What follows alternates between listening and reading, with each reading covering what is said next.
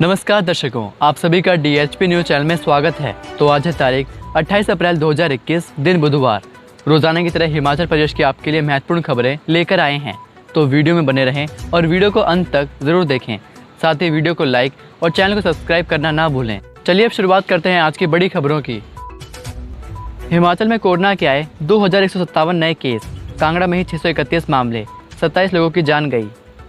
हिमाचल में मंगलवार को कोरोना के 2157 मामले आए हैं, वहीं 1305 कोरोना पॉजिटिव ठीक हुए हैं।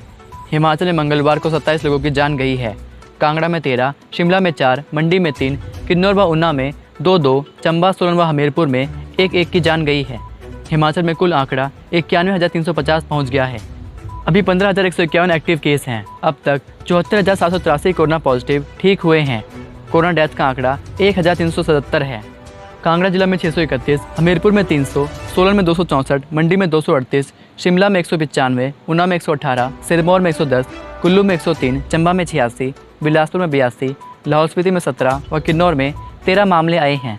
सोलन में 267, कांगड़ा के 200, मंडी के 193, शिमला के 168, हमीरपुर के 116, ऊना के 99, सिरमौर के 85, बिलासपुर के 79, कुल्लू के 57, चंबा के 25, लाहौल स्पीति के 13 व किन्नौर के 3 ठीक हुए हैं। कोरोना वैक्सीनेशन अभियान और होम आइसोलेशन ड्यूटी देंगे हिमाचल के शिक्षक।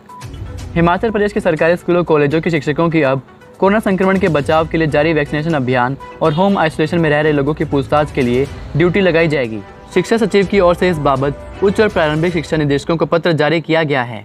पत्र में स्पष्ट किया गया है कि शिक्षण संस्थानों के बंद होने के चलते सरकार ने शिक्षा विभाग के कर्मचारियों और शिक्षकों की ड्यूटी वैक्सीनेशन और होम आइसोलेशन के कार्यों में लगाने का फैसला लिया है। शिक्षा निदेशकों को सभी शिक्षकों तक इन आदेशों की जानकारी पहुंचाने को कहा गया है। सीएम जयराम हुए सख्त, नियमों की अवहेलना की तो होगी कड़ी कानूनी कार्रवाई। हिमाचल प्रदेश में लगातार बढ़ रहे कोरोना संक्रमण को लेकर सीएम जयराम ठाकुर ने सख्ती बरतने के आदेश दिए हैं। मंडी दौरे के दौरान प्रदेश के बॉर्डर पर सख्ती बरतने को लेकर सीएम ने कहा कि प्रदेश में एंट्री करने को लेकर सरकार द्वारा कई बदलाव किए गए हैं। इसके तहत सरकार के द्वारा 2 श्रेणियां बनाई गई है, जिसमें प्रदेश के लोग अगर बाहरी राज्यों से वापस लौटना चाहते हैं तो उन्हें भी RT-PCR रिपोर्ट लाना अनिवार्य है। वहीं अगर उनके पास रिपोर्ट मौजूद नहीं है तो उन्हें एहतियातन 14 दिन के लिए होम क्वारंटाइन होना पड़ेगा। जयराम ने कहा कि इसको लेकर इसके तहत निगरानी को लेकर स्वास्थ्य कर्मचारियों और आंगनबाड़ी वर्कर्स को निगरानी रखने के आदेश दिए गए हैं। उन्होंने कहा कि नियमों की अवहेलना करने पर कड़ी कानूनी कार्रवाई अमल में लाई जाएगी। अंतर्राज्यीय आवाजाही के लिए करना होगा ऑनलाइन पंजीकरण। कोरोना के बढ़ते मामलों को देखते हुए हिमाचल सरकार के फैसले के बाद शिमला जिला प्रशासन ने भी नई बंदिशें लगाई हैं। इसके तहत अंतर्राज्यीय आवाजाही के लिए कोविड ई-पास सॉफ्टवेयर में ऑनलाइन पंजीकरण करवाना होगा।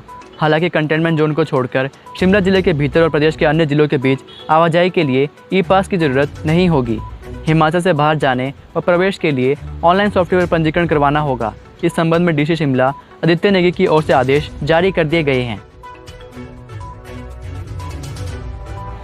हिमाचल में चोरी छिपे प्रवेश करने वालों पर होगा केस, क्वारंटाइन नियम का उल्लंघन करने वाले नपेंगे।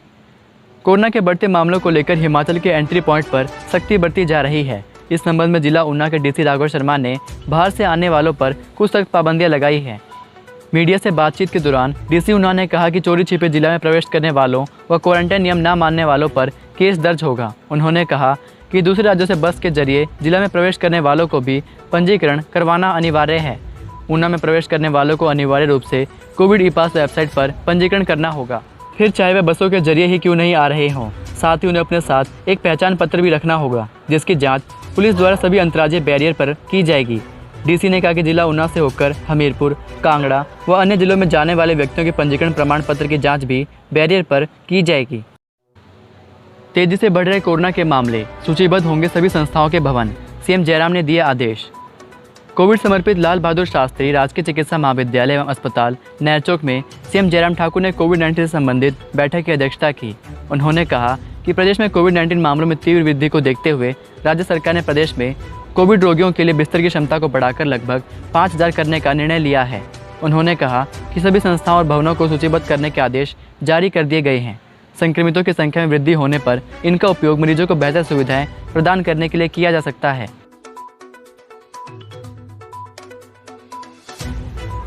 200 फुट गहरी खाई में लुढ़का मालवाहक वाहन, चालक की मौत। कुल्लू के बिष्ट बेहड़ इलाके में एक मालवाहक वाहन 200 फुट की ऊंचाई से गिर गया। हादसे में वाहन चालक की मौके पर ही मौत हो गई। वहीं गाड़ी भी बुरी तरह से क्षतिग्रस्त हुई है। लोगों ने काफ़ी मशक्कत के बाद शव को गाड़ी से बाहर निकाला। गाड़ी की पिचकी हुई बॉडी को मोटी लकड़ी व लीवर से ठीक करना पड़ा। कुछ बॉडी को तोड़ना पड़ा और उसके उपरांत शव निकाला जा सका। पुलिस ने घटना को लेकर मामला दर्ज कर छानबीन शुरू कर दी है। यह हादसा मंगलवार को हुआ। बताया जा रहा है कि नींद की झपकी घटना का कारण रही होगी। पोस्टमार्टम के बाद पुलिस ने शव परिजनों को सौंप दिया है और परिजनों ने शव का अंतिम संस्कार किया। निजी बस ऑपरेटर यूनियन का बड़ा फैसला, 3 मई से निजी बस सेवा बंद। जिला बिलासपुर निजी बस ऑपरेटर यूनियन ने निर्णय लिया है कि 3 मई से निजी बसों के संचालन को बंद कर दिया जाएगा। निजी बस ऑपरेटर यूनियन ने इस संदर्भ में उपायुक्त बिलासपुर को भी एक ज्ञापन ऑनलाइन भेज दिया है। जिला बिलासपुर निजी बस ऑपरेटर यूनियन के प्रधान ने बताया कि निजी बस ऑपरेटर बीते 8 महीनों से अपनी मांगों को लेकर प्रदेश सरकार के समक्ष गुहार लगा रहे हैं, लेकिन उनकी समस्याओं का अभी तक कोई भी समाधान नहीं किया गया, जिसके चलते निजी बस ऑपरेटर बसों को चलाने में असमर्थ हो चुके हैं। उन्होंने कहा कि इन दिनों पूरे प्रदेश भर में 10 से 15% बसों का ही संचालन हो रहा है। उन्होंने कहा कि मुख्यमंत्री जयराम ठाकुर ने 15 अप्रैल को 3 माह का 50% टैक्स माफ़ करने की घोषणा की है, जबकि बीते 8 माह का टैक्स अभी तक बकाया है। हिमाचल में बारिश बर्फबारी के आसार, ऊना में सीजन का सबसे गर्म दिन रिकॉर्ड। हिमाचल प्रदेश में मौसम साफ होते ही गर्मी का प्रकोप बढ़ना शुरू हो गया है।